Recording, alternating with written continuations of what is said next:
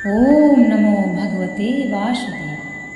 श्रीमद् भागवत गीता में भगवान श्री कृष्ण अर्जुन से कहते हैं, हे पार्थ, सुख दुखे समे कृत्वा लाभा लाभौ जया जयो ततो युद्धाय युजस्व नैयं पापमवास्यसि। हे पार्थ, जय पराजय लाभ हानि और सुख दुख को समान समझकर उसके बाद युद्ध के लिए तैयार हो जाओ। इसी प्रकार युद्ध करने से तू पाप को नहीं प्राप्त होगा। भगवान समझा रहे हैं कि जय पराजय लाभ हानि और सुख दुख को समान समझना क्या है। भगवान क्यों कह रहे हैं कि सब कुछ समान समझो और युद्ध के लिए तैयार हो जाओ।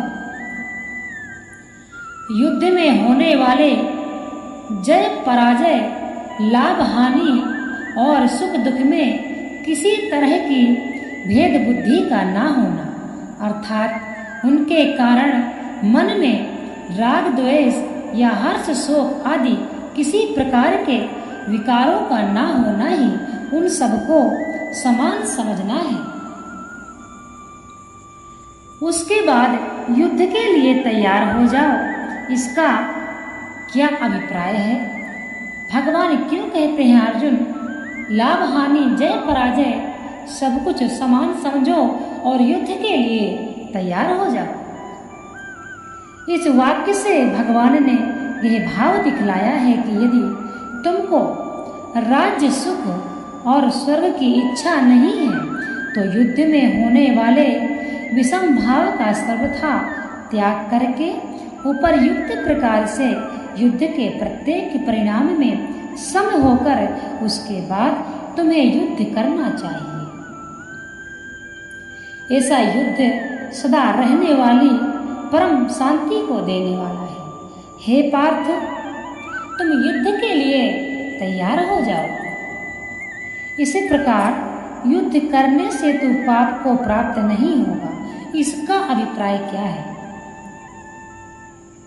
इस वाक्य से भगवान ने अर्जुन के उन वचनों का उत्तर दिया है जिनमें अर्जुन ने युद्ध में स्वजन वध को महान पाप कर्म बतलाया है और ऐसा बतलाकर युद्ध न करना ही उचित सिद्ध किया है।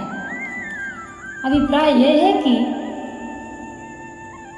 उपयुक्त प्रकार से युद्ध करने पर तुम्हें किसी प्रकार का किंचित मात्र भी पाप नहीं लगेगा, अर्थात तू शुभाशुभ कार्य बंधन रूप कर्म पाप से भी सर्वथा मुक्त हो जाएगा।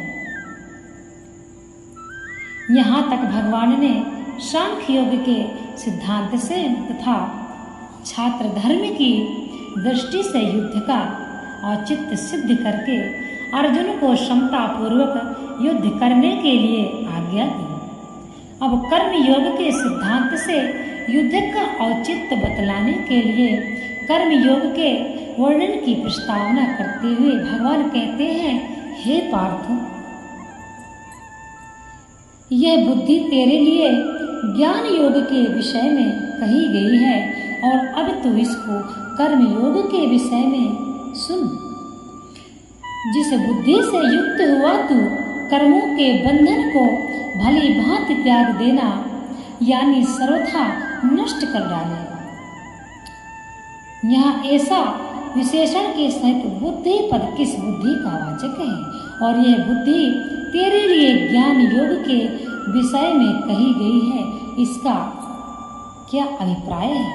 भगवान कहते हैं, भगवान पूर्व श्लोक में भगवान ने अर्जुन को जिस समभाव से युक्त होकर युद्ध करने के लिए कहा है उसी समता का वाचक यहाँ ऐसा पद के सहित बुद्धि पद है, क्योंकि ऐसा पद अत्यंत निकटवर्ती वस्तु का लक्ष्य कराने वाला है। अतएव इस कथन से भगवान ने यह भाव दिखलाया है कि ज्ञान योग के साधन से यह समभाव किस प्रकार प्राप्त होता है। ज्ञान योगी को आत्मा का यथार्थ स्वरूप विवेक द्वारा समझकर किस प्रकार समभाव से युक्त रहते हुए वर्ण आश्रम में चित्त विहित कर्म करने चाहिए, यह सब बातें 11वें श्लोक से लेकर 30वें श्लोक तक बतला दी गया है।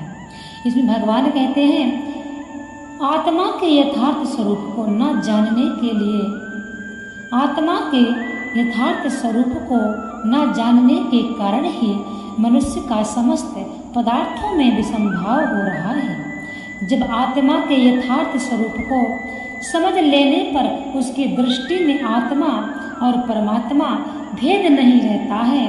एक सच्चिदानंद घन ब्रह्म से भिन्न किसी की सत्ता नहीं रहती है, तब उसकी किसी में भेद बुद्धि हो ही कैसे सकती है।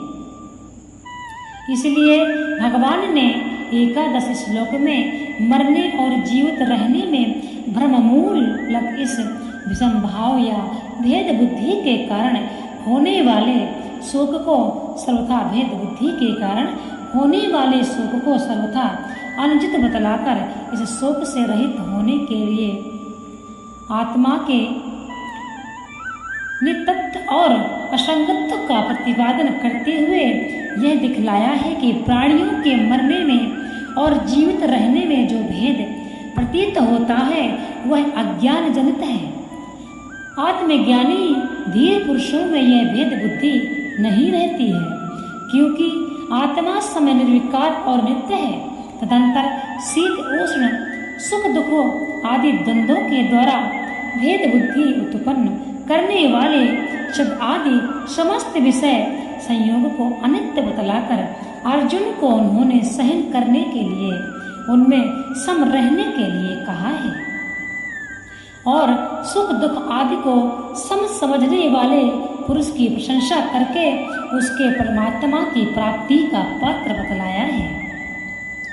इसके बाद सत्यासत्य वस्तु का निर्णय करके अर्जुन को युद्ध के लिए आज्ञा देकर अगले श्लोक में आत्मा को मरने मारने वाला मनाने वालों की अज्ञानी बतलाकर आत्मा के निर्विकार तत्व अकर्तृत्व और नित्यता प्रतिपादन करते हुए यह बात सिद्ध कर दी गई है कि शरीरों के नाश से आत्मा का नाश नहीं होता। इसलिए इस मरने और जीने में विसंभाव करके तुम्हें किसी भी प्राणी के लिए किंचित मात्र भी शोक करना उचित नहीं है। इस प्रकार उक्त प्रकरण में सत्य और असत्य पदार्थों के विवेचन द्वारा आत्मा के यथार्थ स्वरूप को जानने से होने वाली क्षमता का प्रतिपादन किया गया है। इमाम पद किस बुद्धि का वाचक है और अब तो इसको योग के विषय में सुन, इस वाक्य का क्या भाव है। इमाम पद भी उसी पूर्व श्लोक में वर्णित समभाव रूप बुद्धि का वाचक है। अतः उपर्युक्त वाक्य से भगवान ने यह भाव दिखलाया है कि वही समभाव कर्मयोग के साधन में किस प्रकार होता है, कर्मयोगी को किस प्रकार समभाव रखना चाहिए और उस समता का क्या फल है। ये सब बातें मैं अब अगले श्लोक में तुम्हें बतलाना आरंभ करता हूँ। अतएव तू उन्हें सुनने के लिए सावधान हो जा। हे पार्थ, यदि यही बात है तो हे पार्थो, यदि यही बात है तो 31वें से 30वें श्लोक तक का प्रकरण इसलिए है। वह प्रकरण अर्जुन को यह समझाने के लिए है कि तुम क्षत्रिय हो, युद्ध तुम्हारा स्वधर्म है, उसका त्याग तुम्हारे लिए सर्वथा अनुचित है और उसका करना सर्वथा लाभप्रद है। और 38वें श्लोक में यह बात समझाई गई है कि युद्ध करना ही है तो उसे ऐसी युक्ति से करना चाहिए जिससे वह बंधन का हेतु ना बन सके। इसलिए ज्ञान योग और कर्म योग इन दोनों ही साधनों में समभाव से युक्त होना आवश्यक बतलाया गया है और इसी श्लोक में उस समभाव का दोनों प्रकार के साधनों के साथ देहली दीपक न्याय से संबंध दिखलाया गया है। इस प्रकार भगवान श्री कृष्ण अर्जुन को युद्ध करने के लिए समझा रहे हैं। अर्जुन उठो और सबको संभाव देखो तथा युद्ध के लिए तैयार हो जाओ।